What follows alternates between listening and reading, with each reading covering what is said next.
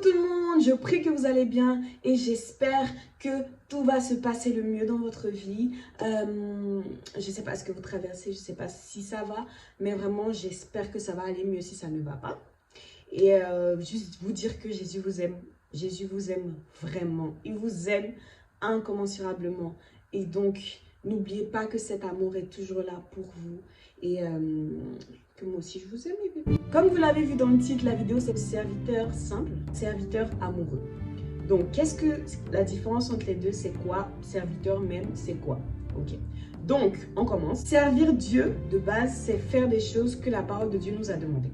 Donc, tout simplement, faire des choses qui vont plaire à Dieu, faire des choses que Dieu aime, de base, normalement. Maintenant, qu'est-ce que c'est que être un serviteur et qu'est-ce que ce n'est pas qu'être un serviteur? Donc, on prend notre Matthieu 7, 21 et le Seigneur nous dit, ce n'est pas tous ceux qui me disent Seigneur, Seigneur, qui entreront dans le royaume, mais celui-là seul qui fait la volonté de mon Père. Donc déjà, être un serviteur de Dieu, ce n'est pas dire je fais ça pour Dieu.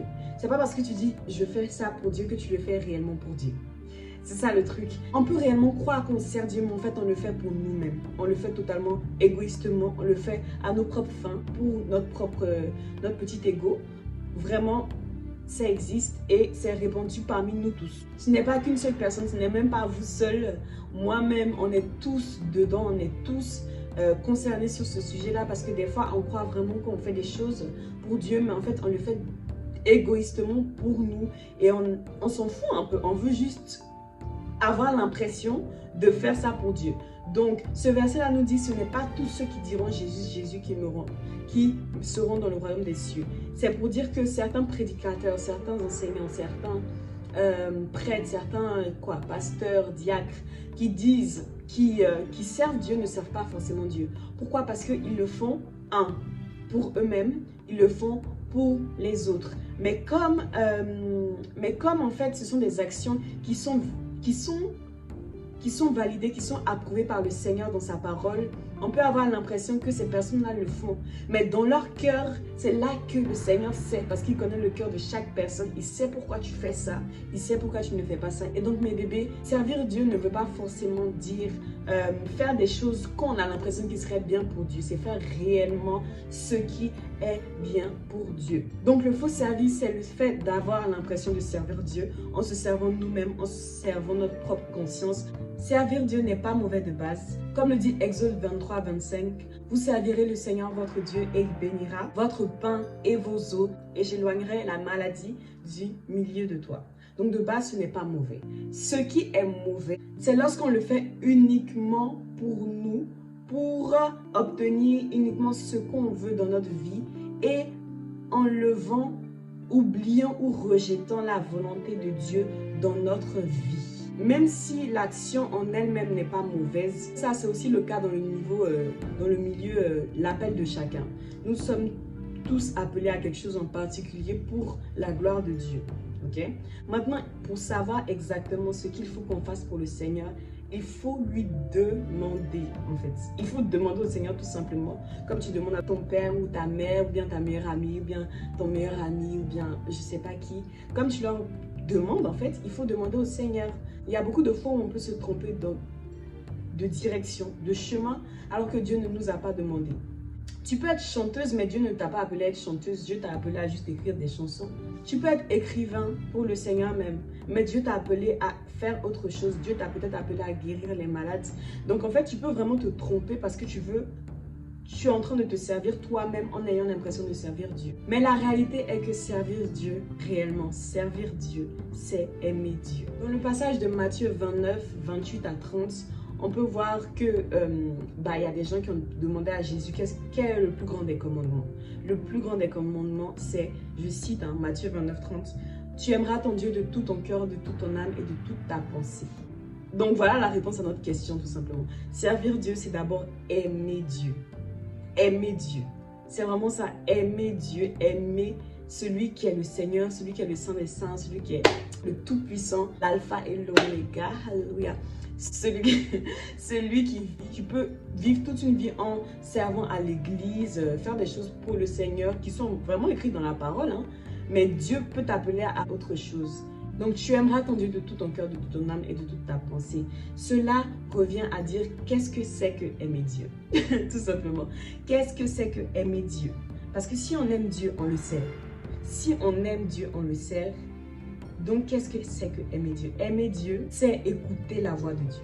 Écouter sa voix, l'écouter nous parler. Si on projette ça sur les hommes, si on parle de nous, nous les hommes en fait, lorsque on aime quelqu'un, lorsque tu aimes un ami, lorsque tu as un ami vraiment proche et qu'il veut venir te parler, il veut te dire quelque chose, il veut te raconter ses problèmes, il veut te raconter une anecdote, tu prends le temps de l'écouter.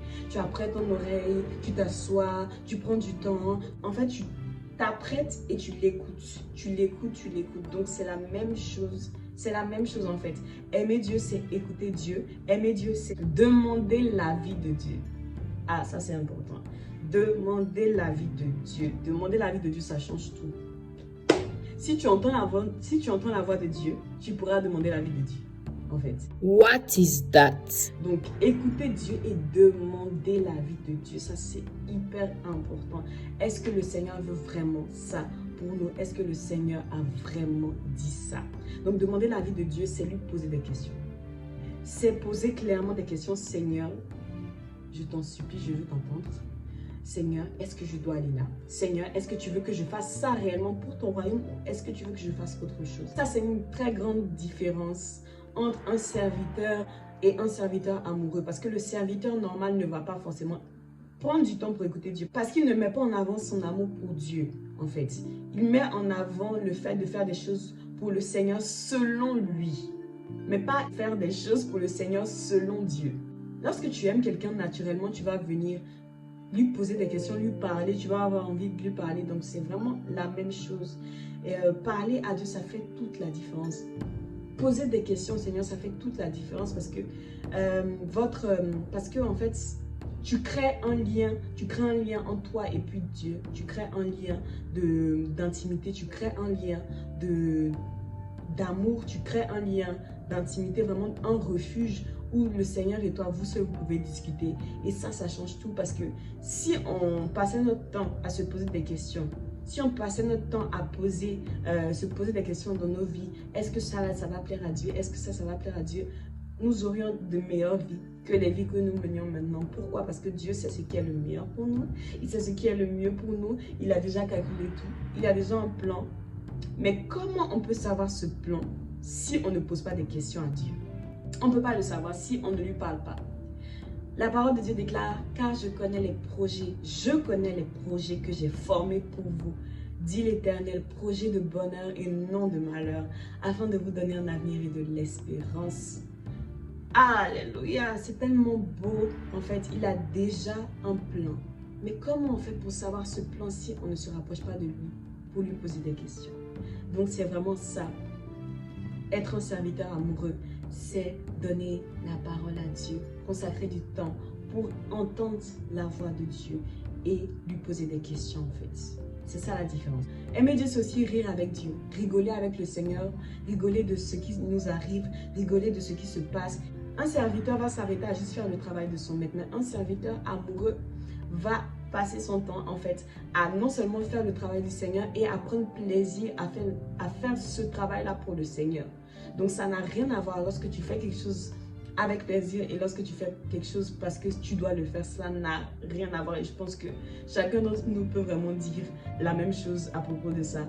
C'est que vraiment le serviteur amoureux va rigoler avec son maître, il va rigoler avec son roi parce que Dieu rigole, Dieu a créé le rire. La parole déclare que Dieu prend plaisir. Ça veut dire que Dieu aussi, il peut passer des moments de joie avec toi. Donc un serviteur amoureux va vraiment passer des moments comme ça avec son maître et pas juste servir, pas juste travailler de manière, on va dire, formelle. Ensuite, un autre point que je voulais vous dire, c'est que l'obéissance est mieux que les sacrifices. Et ça, c'est un point du serviteur basique. Il va tout simplement passer son temps à faire des sacrifices. Bon, là, je ne vais pas vous mentir, je pense un peu à une anecdote. C'est qu'avant, moi, je pensais que moi, je pensais que la meilleure manière de montrer mon amour pour Dieu, la meilleure manière de montrer mon amour pour le Seigneur, c'était que tout le monde le voit. C'était que tous ceux qui étaient autour de moi puissent voir ce que j'ai fait, puissent en fait constater ce que j'ai fait pour Dieu. Parce que pour moi, ça mettait Dieu sur le feu des projecteurs. Mais en fait, non, non, non. Parce que pour moi, je sacrifiais tout pour pouvoir plaire au Seigneur. Donc, ça devait être bien. Mais en fait, non, parce que je ne dois pas faire des choses pour Dieu pour être vue par les hommes. Sinon, ce n'est pas servir Dieu que je cherche, mais l'attention des hommes. En faisant ça, j'ignorais que je n'avais pas besoin de ça. Je n'ai pas besoin de ça. Je n'ai pas besoin de ça. Pourquoi je n'ai pas besoin de ça? Parce que le Seigneur lui-même, le maître que je suis censé servir lui-même, dit qu'il préfère l'obéissance à des sacrifices. Il préfère que je lui obéisse à me voir sacrifier en donnant une image. Pour lui, il préfère que je lui obéisse. Et donc, si je sers vraiment quelqu'un, je m'intéresse réellement à ce que la personne veut, et ben non, moi, c'est pas ce que je faisais. Je faisais des sacrifices, mais je n'obéissais pas forcément au Seigneur. Le Seigneur n'a pas tout le temps besoin qu'on fasse des sacrifices, mais par contre, il a tout le temps besoin qu'on lui obéisse. Donc voilà, ça montrait que je ne le faisais pas vraiment pour le Seigneur, je le faisais pour moi. Parce que je ne me suis pas intéressée à ce que lui il préférait. Il dit que l'obéissance est mieux que les sacrifices. Mais je n'ai pas pris le temps de me poser cette question. Je faisais ce qui me semblait bien à mes yeux, mais peut-être pas mieux pour le Seigneur. Donc c'est vraiment ça, un autre exemple de serviteur et serviteur amoureux. C'est obéir à Dieu au lieu de tout le temps choisir le sacrifice qui n'est pas tout le temps nécessaire en fait. Donc voilà. Ensuite, le serviteur simple, contrairement au serviteur amoureux, ne va faire les choses pour le Seigneur que pour obtenir quelque chose de Dieu. Tout simplement juste pour obtenir quelque chose de Dieu, pas pour croître sa relation avec Dieu, pas pour apprendre à mieux connaître le Seigneur, pas pour mieux comprendre ce que le Seigneur nous dit, mais juste faire les choses pour que Dieu nous donne quelque chose en retour. Donc ça, c'est vraiment, je dirais, la plus grande différence entre un serviteur et un serviteur amoureux. C'est chercher ses propres intérêts au lieu de l'intérêt du Seigneur, mais de manière déguisée. Donc lorsque on va prier, par exemple, on va prier pour demander des choses. Si notre vie de prière n'est remplie que par des demandes à Dieu pour obtenir quelque chose, en réalité, en fait, ce n'est pas à Dieu qu'on est en train de penser. On est en train de penser à un moyen d'obtenir des choses. On n'est pas en train de penser à Dieu. Donc, c'est vraiment ça en fait. Le serviteur simple ne va pas forcément se soucier de mieux comprendre le Seigneur. Si on est des simples serviteurs, on va plus se soucier de nous, notre vie, de nous, nos intérêts, de nous, nos fins. Et ça ne glorifie pas le Seigneur parce qu'il a dit tout ce que vous faites, faites-le pour la gloire de Dieu. Et lorsqu'on prie pour obtenir, je veux de l'argent, je veux des chaussures, je veux une perruque, vous savez ce que vous demandez à Dieu. Mais lorsqu'on va vraiment, on va passer notre temps dans la prière et que ça va être juste pour des demandes, on a l'impression qu'on est en train de parler à Dieu, mais en fait on parle de nous-mêmes. Ensuite, servir Dieu, ce n'est pas que servir Dieu à l'église. Ce n'est pas que faire des choses pour le Seigneur à l'église. Je fais ceci pour l'église. Servir à l'église, c'est déjà extraordinaire. Mais servir Dieu, c'est beaucoup plus profond que ça. C'est dans tout ce qu'on va faire, dans tout ce qu'on va faire dans notre vie. Le faire pour la gloire de Dieu. Soit donc on mange ou on boit. Servir Dieu ne se limite pas à servir Dieu à l'église. Donc ça, c'est une grosse erreur que, bon, des fois, on y va. Hein? Donc là, je parle particulièrement des chrétiens. C'est le fait de penser que servir Dieu se limite à l'église. Alors non, non, non. Servir Dieu ne se limite pas à l'église. Ce n'est pas parce qu'on a fait quelque chose à l'église uniquement qu'on est en train de servir Dieu. Non. Bien sûr, une partie du service à Dieu, c'est servir à l'église, aider à l'église. Bien sûr, bien sûr, bien sûr. Ça, c'est clair et net. C'est vrai. Maintenant, ce n'est pas la seule chose.